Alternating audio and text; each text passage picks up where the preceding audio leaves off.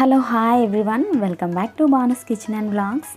కృష్ణయ్య నా కష్టాలన్నింటినీ కూడా దొంగలించి మన జీవితంలో సుఖ సంతోషాలని ఆనందాలని నింపాలని మనస్ఫూర్తిగా కోరుకుంటూ కృష్ణాష్టమి విషెస్ని మీతో షేర్ చేసుకుంటూ ఈరోజు వీడియో అయితే స్టార్ట్ చేసుకుందామండి.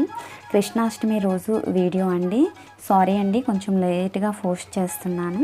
ఎందుకంటే ఈ క్లైమేట్ వల్ల కొంచెం డల్గా అనిపిస్తుంది, యాక్టివ్గా చేసుకోలేకపోతున్నాము ఏ పనులు కూడాను. అందుకే లేట్గా షేర్ చేస్తున్నాను. యాక్చువల్గా పూజ మార్నింగ్ చేసుకుందాం అనుకున్నాను, కాకపోతే మా ఇంటి బయట జరిగిన సిచ్యువేషన్ వల్ల అయితే చేసుకోలేకపోయాను. ఈవినింగ్ చేసుకుంటున్నానండి. మా ఇంట్లో ఉన్న కొన్ని ఫ్లవర్స్ని అయితే కోసి స్వామివారికి అలంకారంగా చేసుకున్నాను. అలాగే మా ఇంట్లో షోకేజ్లో ఉండే చిన్ని బుల్లి కృష్ణయ్యకి అయితే స్నానం చేపించి పువ్వులు తులసి దళంతో అలంకారం సింపుల్గా చేసుకున్నానండి.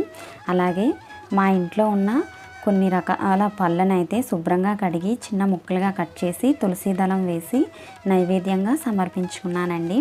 అలాగే కృష్ణయ్యకి పాలు పెరుగు వెన్నతో చేసిన పదార్థాలంటే ఇష్టం కదండి. ఇంట్లో పాలుంటే కొన్ని పాలల్లో తులసి దళం వేసి స్వామివారికి అయితే సమర్పించుకున్నాను. పూజ అయితే చాలా సింపుల్గా చేసుకున్నానండి. ఇంట్లో అన్నీ అవైలబుల్గా ఉండి ప్రసాదాలు చేద్దామన్నా కూడా చేయడానికి ఓపిక లేక అయితే చేసుకోలేదండి. ఇలా సింపుల్గా కృష్ణయ్య పూజనైతే సెలబ్రేట్ చేసుకున్నాను.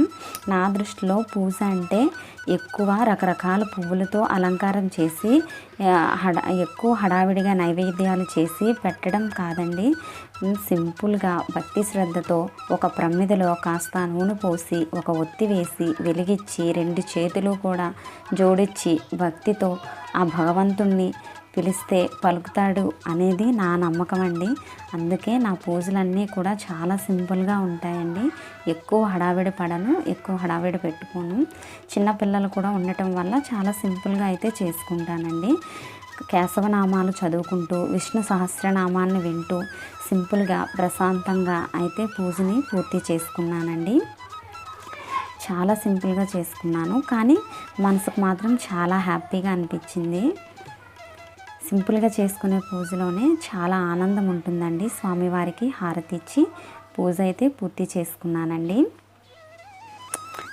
కృష్ణయ్య పూజ పూర్తయిన తర్వాత ఇంకా బయట తులసమ్మ దగ్గర అయితే పూజ చేసుకున్నాను.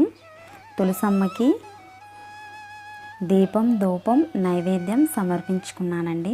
అన్నట్టండి, తులసమ్మకి మనం ప్రత్యేకంగా నైవేద్యం ఏమీ సమర్పించవలసిన అవసరం లేదండి. మనం స్నానం చేసిన తర్వాత శుద్ధ జలాన్ని అమ్మవారికి పోస్తాం కదండి. అమ్మవారికి అదే నైవేద్యంగా తీసుకుంటుంది. మన మనస్తృప్తి గురించి కావాలంటే కలిగితే ఏవైనా నైవేద్యాన్ని సమర్పించుకోవచ్చంటండి. వీడియో ఎలా ఉందండి? వీడియో నచ్చితే లైక్ చేయండి. Thank you for watching my video.